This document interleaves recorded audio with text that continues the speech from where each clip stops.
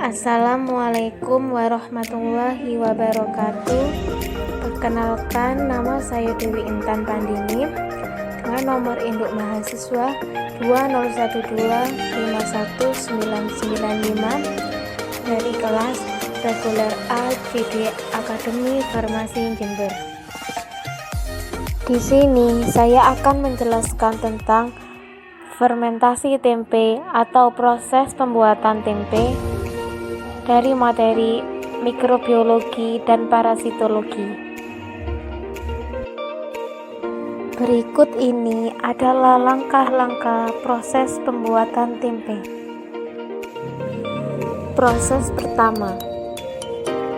pertama yaitu proses penyelepan kedelai, di mana proses penyelepan tersebut bertujuan agar kedelai bersih dan pisah dari kulit ari. Proses kedua yaitu perendaman biji kedelai, di mana biji kedelai tadi yang sudah diselep selanjutnya direndam selama 6-10 jam dan tidak terlalu lama merendam, bertujuan agar kedelai tersebut berkembang dan keluar sari-sari kedelai. Biasanya perendaman ini dilakukan di malam hari. Selanjutnya adalah proses ketiga. Proses ketiga yaitu pencucian biji kedelai. Pencucian biji kedelai dilakukan agar biji kedelai tersebut bersih, yaitu dengan cara biji kedelai yang sudah direndam tadi ditaruh pada wadah, kemudian disiram dengan air bersih secara terus-menerus sampai bersih. Proses pencucian biji kedelai tersebut bertujuan untuk membuang zat kapur yang ada pada biji kedelai. Kemudian proses keempat yaitu perebusan biji kedelai, di mana biji kedelai yang sudah dicuci bersih tadi selanjutnya direbus sampai biji kedelai tersebut itu matang. Proses perebusan yang dilakukan pada proses pembuatan tempe ini dilakukan hanya 1 kali. Selanjutnya proses kelima yaitu penirisan biji kedelai. Biji kedelai yang sudah direbus matang tadi selanjutnya ditiriskan pada wadah yang telah disiapkan.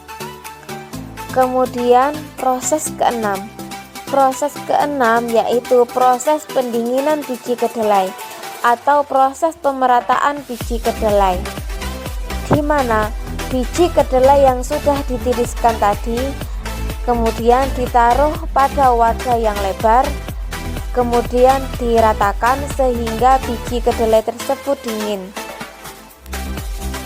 Selanjutnya adalah proses ketujuh yaitu proses peragian tempe atau biasa disebut dengan inokulasi, yaitu biji kedelai yang sudah dingin tadi selanjutnya diberikan inokulum yang berupa dengan ragi tempe.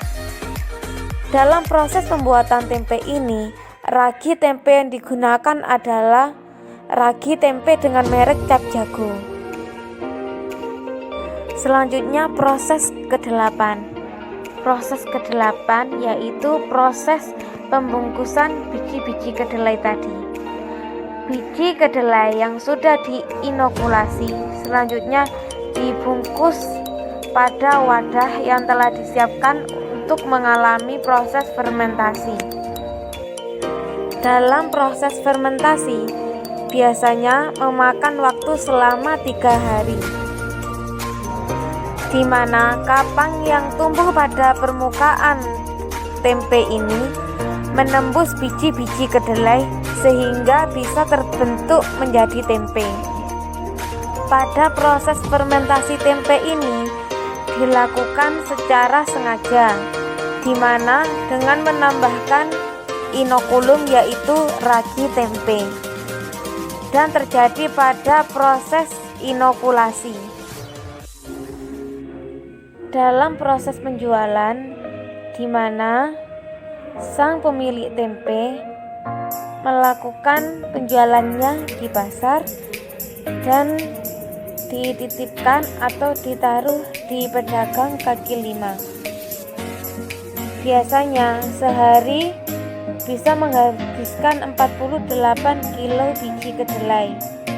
48 biji kilo kedelai tersebut itu sudah habis banyak, dan 48 kilo biji kedelai biasanya menjadi 110 kotak tempe dengan harga satu lembar tempe Rp6.000, atau jika ditotal seluruhnya adalah Rp660.000 dalam sekali produksi. Kemudian selanjutnya adalah pembahasan, yaitu pembahasan mengenai mikroba yang digunakan dalam proses pembuatan tempe, kemudian metabolit yang dihasilkan pada tempe termasuk primer ataukah sekunder, dan manfaat mikroba yang digunakan dalam pembuatan tempe bagi kesehatan. Di sini saya akan menjelaskan peran mikroba dalam produksi tempe dalam materi mikrobiologi dan parasitologi. Peran mikroba dalam produksi tempe terdapat 3 poin utama. Yang pertama, jenis-jenis mikroba yang berperan dalam pembentukan tempe. Yang kedua, nama metabolit yang dihasilkan dalam pembentukan tempe, apakah termasuk primer atau sekunder. Dan yang ketiga adalah manfaat mikroba atau metabolit yang dihasilkan dalam pembentukan tempe untuk kesehatan. Yang pertama, jenis-jenis mikroba yang berperan dalam pembentukan tempe. Dalam mikroba yang berperan dalam pembentukan tempe di sini adalah jamur Rhizopus oryzae. Jamur Rhizopus oryzae merupakan jamur yang sering digunakan dalam pembuatan tempe.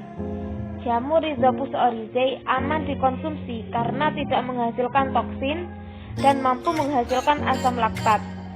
Jamur Rhizopus oryzae mempunyai kemampuan mengurai lemak kompleks menjadi trigliserida dan asam amino. Selain itu, jamur Rhizopus oryzae mampu menghasilkan protease. Kemudian peranannya. Dalam peranannya, Rhizopus oryzae pada industri tempe. Sediaan fermentasi ini secara umum dikenal sebagai ragi tempe. Perannya sebagai jamur yang tumbuh pada permukaan biji kedelai yang merekatkan biji kedelai yang biasanya berwarna putih, karena jamur tersebut menghasilkan enzim-enzim yang mampu merombak senyawa organik kompleks menjadi senyawa yang lebih sederhana, sehingga senyawa tersebut dengan cepat dalam dipergunakan oleh tubuh. Nah, dalam ragi tempe yang digunakan dalam pembuatan tempe di sini adalah dengan ragi tempe merek Cap Jago. Karena di sini wilayahnya pegunungan, itu hawanya dingin. Jadi, mekanisme kerja ragi tempe Cap Jago ini adalah agak panas. Jadi ragi tempe merek Cap Jago ini sangat cocok digunakan khususnya pada wilayah yang hawanya lebih dingin, seperti pada di daerah pegunungan. Kemudian biji kedelai itu sendiri mempunyai komposisi terdapat 4 komponen. Yang pertama protein, lemak, karbohidrat, dan air. Kemudian dalam komponen protein mempunyai kadar 35-45. Komponen lemak mempunyai kadar 18-32. Lalu komponen karbohidrat mempunyai kadar 12-30 dan komponen air mempunyai kadar 7.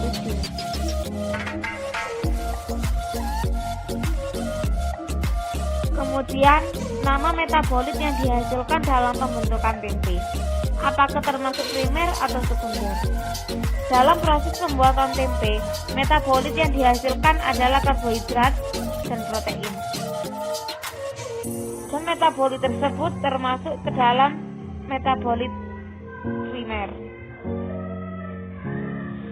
Protein kedelai dengan adanya aktivitas proteolitik kapang akan diuraikan menjadi asam amino yang larut air, sehingga nitrogen terlarutnya akan mengalami peningkatan. Begitu juga dengan karbohidrat, dengan adanya amilase akan diuraikan menjadi glikosa. Glikosa dengan adanya glikolisis akan diuraikan menjadi asam pirufat. Asam pirufat dengan asetil-CoA, PCA, dan energi tersebut dipergunakan untuk pertumbuhan bakteri. Kemudian ini adalah metabolisme dari kedelai itu sendiri.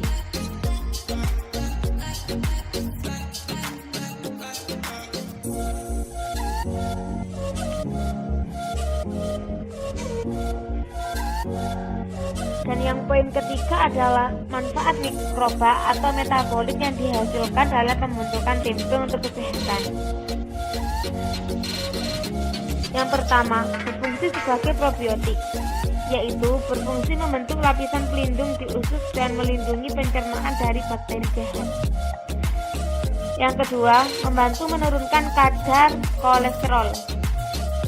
Yang ketiga, membantu pembentukan protein. Yang keempat, membantu menstabilkan kadar gula dalam darah. Dan yang terakhir adalah mencegah terjadinya kanker. Baiklah, itu adalah penjelasan poin mengenai mikroba yang digunakan dalam proses pembentukan tempe ini. Kemudian nama metabolit yang dihasilkan dalam pembentukan tempe, dan yang terakhir adalah manfaat mikroba dalam pembentukan tempe bagi kesehatan. Terima kasih. Wassalamualaikum warahmatullahi wabarakatuh.